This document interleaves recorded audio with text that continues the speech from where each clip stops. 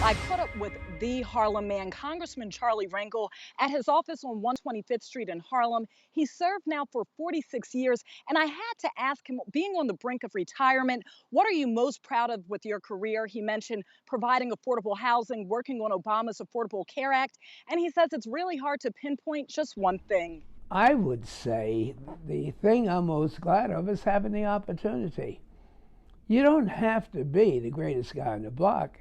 If you're in a position to do something, and God knows in 46 years I have been, and you do it, well, you're not a freshman.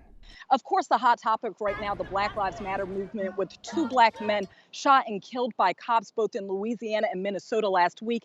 Then in Dallas, 11 officers shot, 5 were killed.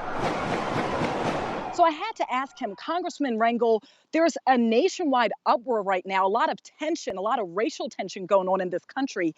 And he says it dates back to slavery, with America not really saying sorry for the wrongs that were done to blacks. And he says at this point, you have to get to the root of the problem, peel back the onion, peel back the layers, and figure out why people are so angry. Whenever I see these shootings videoed, I think of the shootings and the killings that have been done before the videos.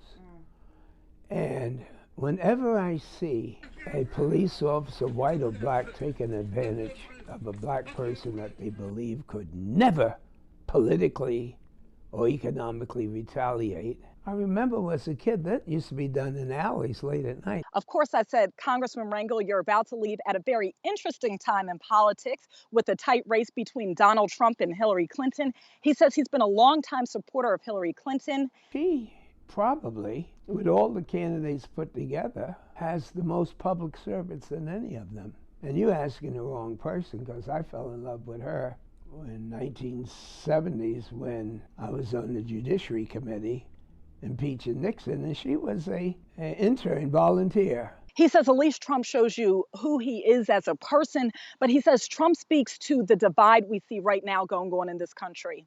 Donald Trump has had all these people cheering and saying terrible things, and he just blows the whistle, Muslims are bad, immigrants are bad, let's get America the way it used to be. I don't know whether he's talking about slavery or before the civil rights, but you can see the meanness in the people that support him. They are so happy in their ignorance. We're painting a very rosy picture of Charlie Rangel, but we've got to remember he was guilty of 11 out of 13 ethics violations, and that was in Congress. And when it comes to him saying that this treatment of blacks dates back to slavery, there has been progress. We have our first black president right now. It's completely irresponsible. 11 ethics violations. Show me the one New York City politician that can be as powerful and upstanding as he's been for 40 years. If you want to play that game, there's not a single clean politician in New York. Drawing the equivalent to slavery, and then he's calling Donald Trump a racist. This is not solving the problem. Racism doesn't exist to a lot of white people because white people don't usually fall victim to it. Most cops, I live next door to a cop, 99.9% cops are